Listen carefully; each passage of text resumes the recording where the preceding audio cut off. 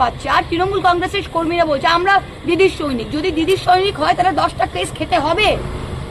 1 মাস জেলে গেলে কেউ মরে যায় না ভাই। আমাদের অনেক লোক জেলে গেছে, বেল পেয়ে 3 সপ্তাহ পর বেরিয়ে এসছে। কি আছে? স্বাধীনতা সংগ্রামে লোকে বলতো যদি জেলেই না গেলাম তো আর সংগ্রাম কি করলাম। তো আমি প্রত্যেকটা কর্মীকে বলছি যে আমরা দিদির সাথে আছি কিন্তু ঘর থেকে বেরোচ্ছি না।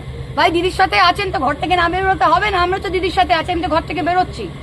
আমি তো এমএলএ থাকতেও পুলিশ নিইনি, এমপি থাকতেও পুলিশ নিইনি, আজ অব্দি থাকতে পুলিশ নিইনি। কি করবে? কি করবে এটা কি? তাই সাহসটা রাখতে হবে। আপনারা এতদিন যে ক্ষমতা ভোগ করেছে, প্রত্যেকজন যারা ক্ষমতা এতদিন ভোগ করেছে তারা আজকে যদি 30 দিনের জন্য নিজের স্বাধীনতাকে ত্যাগ করতে হয় সেটা করতে হবে।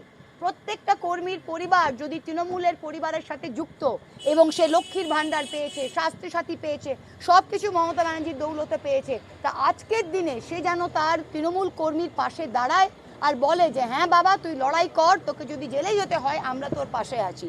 এই ভয়ে যেটা হচ্ছে এই ভয়টাকে ভাঙতে হবে। আর 21শে জুলাই আমাদের পারমিশন না দিলে আমরা রাস্তায় করব, আমরা সবাই অ্যারেস্ট হব, কিন্তু 21শে জুলাই আমরা করব। ওই নির্দিষ্ট স্থানে কি করবেন যেখানে দেখি অ্যাকচুয়ালি তো পুলিশ পারমিশনের উপর ডিপেন্ড করে। ওরা তো কন্টেম্পটের চিঠি পাঠিয়েছে, এখন সমস্ত দলকেই পাঠিয়েছে কন্টেম্পটের চিঠি যে 2015-18 কেসে। তা আমরা তো বললাম যদি আমাদের মঞ্চনা বাঁধতে দেয় তাহলে জিপের ওপর দাঁড়িয়ে, জিপসি গাড়ির ওপর দাঁড়িয়ে মাইক নিয়ে মমতা ব্যানার্জি মিটিং করবে, কিন্তু মিটিং হবে, মিটিং হবে 100%।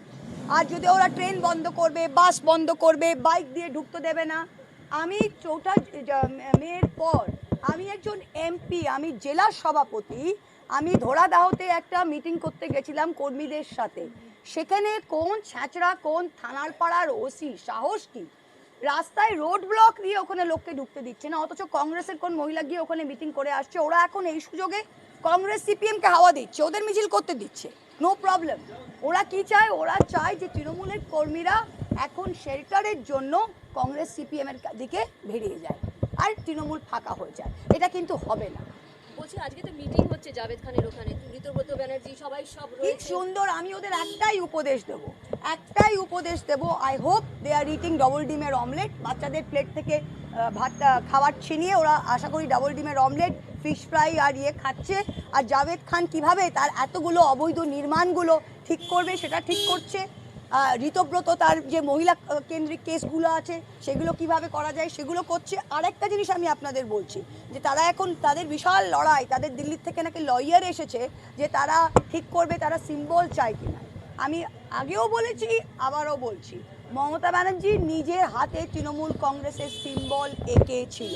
যে মহিলা কংগ্রেস থেকে কংগ্রেসের সুদিনে বেরিয়ে 34 বছর লড়াই করে নিজের সিম্বলে সরকার করে 15 বছর মুখ্যমন্ত্রী থাকতে পারে, সে মহিলা আরেকবার সিম্বল করে ওই 2,60,00,000 ভোট যেটা জোড়াফুলে পড়েছিল, এরা একটাও জাভেদ খানের ভোট নয়, ঋতব্রতর ভোট নয়, আর ববি অরূপের ভোট নয়। এরা একেবারে কলঙ্ক। এটা মমতা ব্যানার্জির ভোট।